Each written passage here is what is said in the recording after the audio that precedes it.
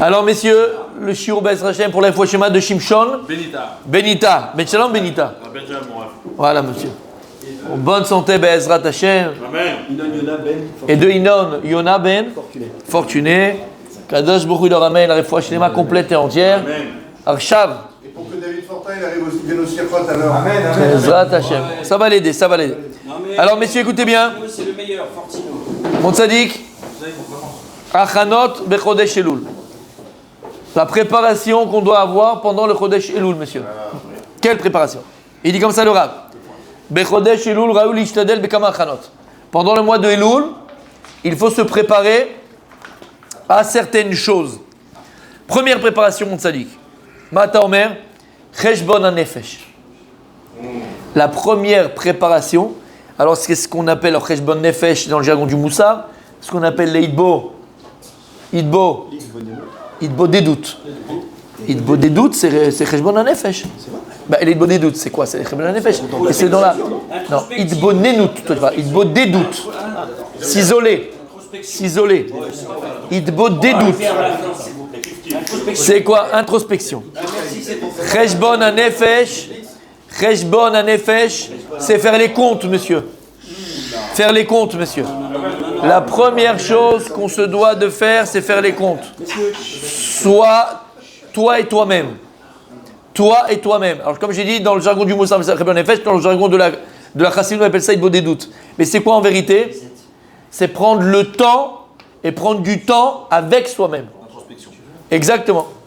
Tu te mets sur le balcon de ta maison, si tu te mets à P7, petit balcon, tu te mets sur ton balcon, tout seul, ou une grande, tout seul, bah tu as mis le bonnen et tu réfléchis. Tu réfléchis à ton année, ce que tu as fait, ce que tu n'as pas fait, ce que tu aurais dû faire, ce que tu n'aurais pas dû faire, comment tu aurais dû le faire, comment tu aurais dû pas le faire, ce que tu aurais dû dire, pas dire. Cheshbon HaNefesh. Efo ani omed hayom. Où je me tiens aujourd'hui, où je suis aujourd'hui, qu'est-ce que je vaux aujourd'hui, qu'est-ce que je suis aujourd'hui. En vérité, de Bodedou et Cheshbon HaNefesh, c'est toute l'année. Aval, c'est un temps qui est propice à ça. Donc pour se préparer à Rosh Hashanah, tu viens à Rosh Hashanah, tu viens devant le juge, le roi des rois, le juge des juges. À Rosh Hashanah, tu viens à la fleur au fusil, tu ne sais même pas de quoi tu parles, tu ne sais même pas qui tu es, tu ne sais même pas ce que tu vaux, tu ne sais même pas ce que tu fais, tu ne sais même pas ce que tu veux. C'est 0 0 mon tzaddik. Il faut se préparer à ça. Il faut se préparer à ça. Et pour se préparer, il faut s'arrêter à un moment donné. Parce que encore une fois, toute l'année, comme on l'a dit, pour le temps et le monde d'ailleurs, comme on a expliqué, le monde physique, Dieu il l'a créé rond, en cercle. Ta tête elle est ronde, Rabbi. Tes doigts, regarde tes doigts, ils sont ronds. Le nez, il est arrondi, les oreilles sont arrondies. Et je m'arrête là, tes genoux sont arrondis, tout est arrondi, tout ce qu'il y a ici. Comment? Il y a pas. Tout est créé arrondi dans ce monde-là. C'est un monde rond. Le temps, c'est un rond. Le temps, c'est un cercle. Quand tu prends la montre, comment c'est? C'est un cercle. D'accord? Eh bien, c'est pareil, mon tzaddik. La vie, c'est un cercle. On part d'un point, c'est le Rosh Hashanah de l'année qui est passée. C'est un Rosh Hashanah. Et puis là, le temps, il fait qu'on s'éloigne de son Rosh Hashanah là. On s'éloigne. Et c'est le temps qui fait. C'est pas au niveau du temps. Quand tu arrives au milieu de l'année, tu arrives à Pessah, tu es au milieu. T'es à 6 mois de Rosh Hashanah, tu es au milieu du cercle. Donc au niveau du temps, tu es éloigné. Et comme on l'a expliqué hier, ça s'appelle l'érosion du temps. Quand tu t'éloignes d'un projet, parce que Rosh Hashanah qui est passé, c'était un projet. Puisqu'à Rosh Hashanah, qu'est-ce que tu fais? Tu prends des résolutions. Tu as une projection de ta nouvelle année, Be'ezrat Hashem. Pour certains, ils vont déménager. D'autres vont acheter une nouvelle maison. C'est en préparation. D'autres, c'est une naissance, Be'ezrat Hashem. D'autres, ça va être un mariage. D'autres, c'est un nouveau business. D'autres, ça va être un ilod, chacun avec ses projets, Be'ezrat Hashem. Et des merveilleux projets. D'autres, badaï, en plus de ça, c'est de rajouter du temps d'études, Be'ezrat Hashem. Se renforcer dans l'étude de la Torah. Se renforcer dans le Shalom Bayit. Et chacun, il a des projets. Dans l'Inyan, il est quoi? C'est que Dieu, il a créé le temps. Et le temps, c'est un cercle. Et donc, quand tu pars d'un point, forcément, tu t'éloignes de ce point-là. Mais Habibi, le fait qu'on s'éloigne de ce temps-là, ça nous fait oublier que finalement, on s'en rapproche aussi.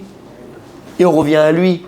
Donc, à un moment donné, tu vas bien devoir rendre des comptes, puisque tu vas faire boucler la boucle. D'où l'expression boucle-là. D'accord? Tu vas boucler la boucle à un moment donné. Maintenant, le danger, il est quoi? Le danger, il est qu'on s'éloigne. On s'éloigne du projet. Et c'est quoi le projet? Le projet, c'est le pourquoi. C'est pourquoi je le fais. Un projet n'a de sens que tu sais pourquoi tu le fais. Pourquoi j'ai ce projet-là? Pourquoi je me marie? Pourquoi j'ai des enfants? Je vais me dire pourquoi je vais même en vacances? Pourquoi? Le pourquoi, il est très important dans la Torah. C'est pour ça que quand on commence la Torah Rabbi Yigal, on commence par Bereshit. On commence par Bereshit. Et en vérité, regardez, on arrive après Bereshit, on s'éloigne. Non, je ne sais pas, Yigal, ce qu'il fait. D'accord? Tu parles de Bereshit et tu t'éloignes entre guillemets de Bereshit. Et c'est quoi Bereshit? Regardez la Torah, ce qu'elle dit. Lorsqu'Akadosh Baruch Hu, il commence la Torah Akdosha, il commence par Bereshit bara Elokim. Et tous les commentateurs de s'interroger, pourquoi c'est écrit Bereshit? Comment tu le traduis en français? Au commencement, au départ, comme ça c'est écrit dans le gros Robert, le petit Larousse, d'accord. Mais c'est faux. C'est pas au commencement, c'est pas au départ. Bereshit, c'est pas ça du tout. C'est pas un mot hébreu, Bereshit, ça veut rien dire. Tu aurais dû dire Reshit, pas Bereshit. Et Rachid, c'est pour ça que tous les commentateurs ressentent ce problème-là, que c'est pas un mot. Et en fait, Rachid vient te dire, attention, ils disent les Chachamim, non, c'est l'association de deux mots. En fait, Bereshit, tu dois lire Bishvil Reshit. Le Bishvil. C'est-à-dire que la Torah commence par un bet. Et le bet de Bereshit, il fait référence à quoi? Bishvil. Et c'est quoi Bishvil égal? Pour. Pourquoi? C'est pour. Et c'est Bishvil là. Bishvil Reshit. Akadosh Baruch Hu, au début de son projet, il dit pourquoi je crée le monde. Voilà pourquoi. Il y a un pourquoi. La création du monde, elle est réfléchie, elle est pensée. Kulam bechokma sida, on a dit, tout avec intelligence divine. Ça veut dire qu'Akadosh Baruch Hu, au début de son grand projet, qui est la création du monde, Dieu, il te dit Bishvil man iboret haolam. Pourquoi je crée le monde? Il te dit Bishvil Reshit. C'est qui Reshit? Rachid dit Bishvil la Torah shenikret Reshit, Bishvil Israël shenikra Reshit. Pour la Torah qui est appelée prémisse, et pour Israël qui est appelé Reshit, qui est appelé début. Donc voilà pourquoi la Torah, Akadosh Baruch Hu, il a créé le monde. Le monde, il dit Akadosh Baruch Hu, je l'ai créé parce qu'il y a un projet. Je l'ai créé pour la Torah et je l'ai créé pour Israël. Le gros problème, il est quoi? C'est qu'on a un projet. Voilà, il y a un projet à la création du monde. Il y a un projet à la création et au don de la vie que je t'ai donné. C'est Israël et la Torah. Le problème, il est que quoi? C'est qu'on s'éloigne du Bereshit. On s'éloigne du Bishvil. On s'éloigne du pourquoi. Et le plus grand malheur, la plus grande catastrophe, c'est lorsqu'on ne sait plus pourquoi on est marié. Pourquoi on a fait des enfants. Pourquoi on a fait ce projet. Tu tues un projet quand tu ne sais plus pourquoi tu l'as fait. Et Béhémet, si tu réfléchis un petit peu, c'est exactement ce qui se passe en Eretz Israël. Aujourd'hui, pas aujourd'hui, ça fait peut-être 30 ans que ça a commencé déjà. Il y a un projet. Pourquoi on est venu sur notre terre? Pourquoi ici en 48 on a fait l'État d'Israël? Pourquoi on est venu sur notre terre? Pourquoi? Il y a un projet derrière. C'est quoi le Bishvil? Où est le Bishvil? Pourquoi? Il y a un projet derrière. C'est quoi le projet?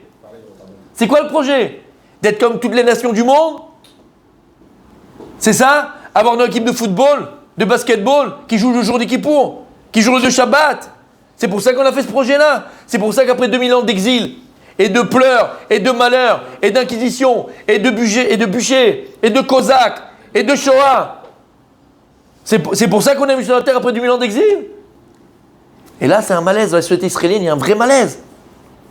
Ils ne savent plus pourquoi on est là.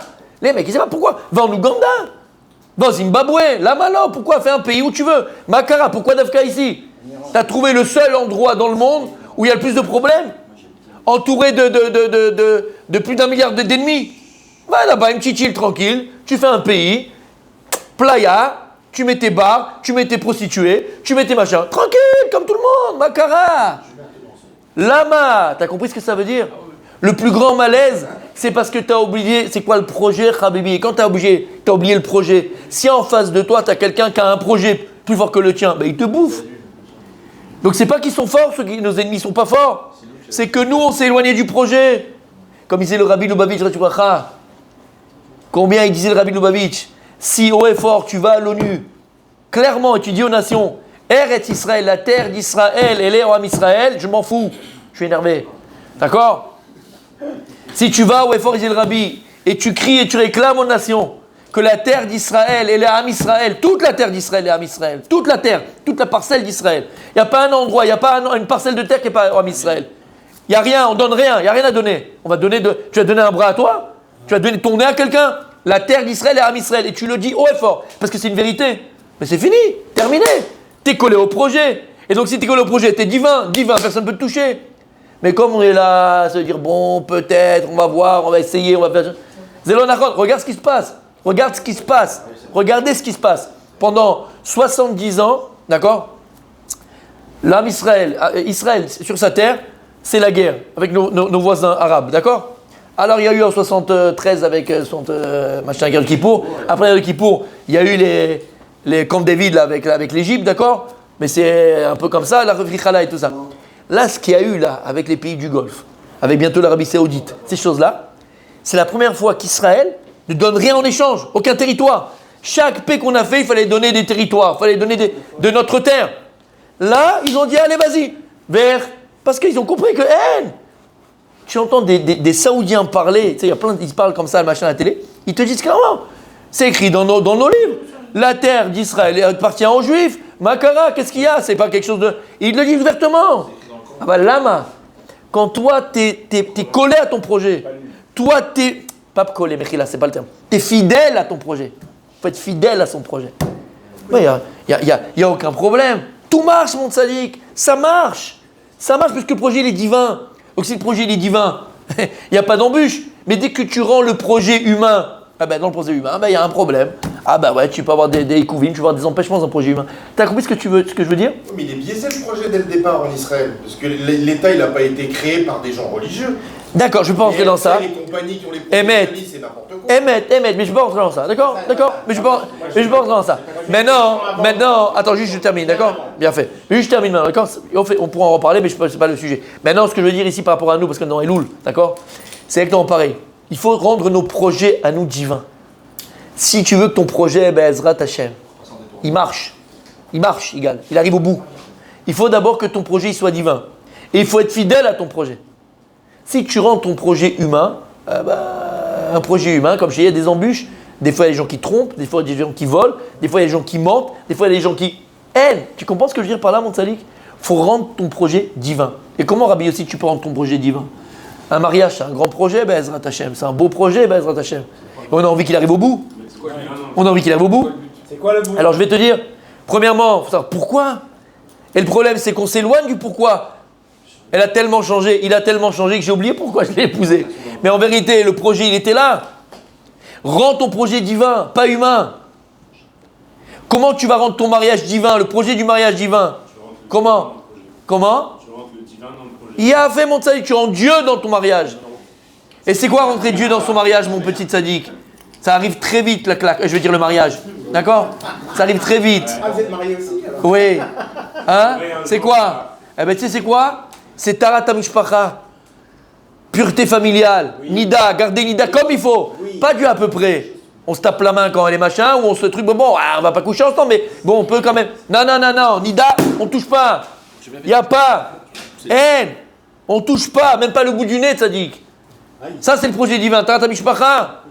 Kashrut, ça dit, tu fais rentrer de tout, tu fais très attention à ce qui rentre dans ta maison. Kashrut. Shabbat, ça dit. Shabbat, c'est le projet divin. Ouais. Shabbat vaïnafash, il faut que ce soit ta'anouk Shabbat, il faut qu'il y ait la simcha et Shabbat, il faut qu'il y ait la joie le Shabbat. Préparer le Shabbat. Depuis dimanche déjà que les enfants, ils sentent l'odeur du Shabbat. C'est ça tout le projet divin. C'est le respect, c'est l'amour. Sakadosh Borou. Tu comprends? Tu as compris ce qu'on dit ici? Il a fait, merde. Alors on termine, on revient à nos moutons, si on pourrait s'exprimer ainsi. Écoutez bien, messieurs. On a dit donc, qu'est-ce qui se passe? Ah oui, mais il a égal. Donc on a dit qu'on commence à Bereshit. Et le problème, c'est quoi? La Torah, elle te dit, quand je te dis, Bijvil Reshit, il y a un pourquoi. Il y a un pourquoi au monde. Mais qu'est-ce qu'on fait l'année? Et on passe. Bereshit, Noach, Lech Lecha, et on y va. Après on arrive à Shemot, après on arrive à Vaïkra. Et on s'éloigne du projet. Qu'est-ce qu'on arrive? On arrive à Simchat Torah. Quand on arrive à Simchat Torah, c'est extraordinaire. On termine la Torah. Là, on va finir la Torah. Dernière paracha de la Torah, c'est quoi? Vezot HaBeracha. On termine la Torah et on dit, l'Ené Kol Israël, on termine. Et puis il y a un minag extraordinaire, Israël, c'est l'Acha. On lit Bereshit. Dès qu'on termine Vezot HaBeracha, on ne termine pas Vezot HaBeracha. On enchaîne sur Bereshit. Maï Gayon. C'est quoi ici qu'est-ce qui se cache le Moussari? Qu'est-ce qui se cache derrière? C'est quoi l'Inyan? C'est pour toujours être attaché au projet. au projet. Tu reviens toujours au projet. Exactement. C'est que tu t'attaches toujours au projet. Si tu veux savoir où tu vas, si tu veux savoir où tu vas et terminer les choses comme il faut être fidèle à ton projet et rendre ton projet divin. Alors là, on a un projet extraordinaire. Le Chodesh Elul, il dit le Rav, c'est quoi? C'est Rosh Hashanah. Teshuva pour arriver à Rosh Hashanah. On arrive devant le juge des juges, mon tzaddik. Toute ton année de A à Z, elle est écrite au niveau de la parnassa, de ta santé, de tes enfants, du mariage, combien tu vas gagner, combien tu vas perdre, combien tu vas rigoler, combien tu vas pleurer, combien tu vas, si Dieu il n'y aura pas de pleurs, combien des pleurs de joie, bien sûr, d'accord? Tout est. On arrive à un beau projet, mes amis. C'est un projet extraordinaire, Rosh Hashanah. Maintenant, ce qui est beau et ce qui est magnifique, c'est rare qu'un juge il vient et il dit pas coupable, je ne veux pas dire coupable, à l'accusé au prévenu. Ouais, au prévenu, je préfère, voilà. De prévenir le prévenu. C'est rare que le juge dit comment. Allez, regarde, c'est quoi? Tu vas venir devant moi et voilà comment t'en sortir. Exactement. Si tu fais ça, tu auras des chances de. Plus que ça, tu gagnes le procès. Je te donne 1 million, je te donne la maison, je te donne le machin. C'est rare qu'un juge va donner les bons tuyaux. D'accord? Là, Kadosh Baruch Hu Abdil, Kadosh Baruch Hu Melech Malchei Amlachim, il nous a donné les tuyaux, il nous a donné le projet, il nous a donné comment arriver à Rosh Hashanah. Alors la première chose, Rabbi Yigal, c'est quoi? Cheshbon HaNefesh. Il vaut des doutes. Être capable pendant ce mois-là de s'arrêter à un moment donné, au milieu de la journée, toi avec toi-même, seul avec toi-même, et réfléchir sur ce que tu fais. Réfléchir sur ce que tu es. Voilà. Quel projet? C'est quoi mon projet de l'année prochaine? Qu'est-ce que je veux? Ça, il va rechercher, tu ne sais même pas quoi dire à Kadosh Baruch Hu devant le juge. C'est fichala, comme ça tu arrives. C'est honteux. C'est honteux. Je t'ai donné 1 mois pour te préparer, tu ne sais même pas quoi me demander. Tu sais même pas quoi. M'ouvrir la bouche, rien, tu dis rien, tu n'as rien à dire. Parce que tu n'es pas préparé, Habibi. Prépare-toi. Alors c'est ça. Première chose, c'est bien. Sois impressionné. Aval, Cheshbon HaNefesh, c'est-à-dire. Être capable de s'arrêter, de réfléchir et de se dire voilà. Quel va être Be'ezrat Hashem, mon nouveau projet pour l'année à venir? Avec quoi je viens dans Kadosh Baruch Hu? Avec combien de heures de Torah je vais venir cette année, Be'ezrat Hashem? Combien d'heures de Torah je vais venir cette année? Combien de midot tovot? Combien de menadam la chavero? Combien de menadam la makom? Être capable de faire ça, Be'ezrat Hashem, être fidèle à son projet et le rendre divin, Be'ezrat Hashem.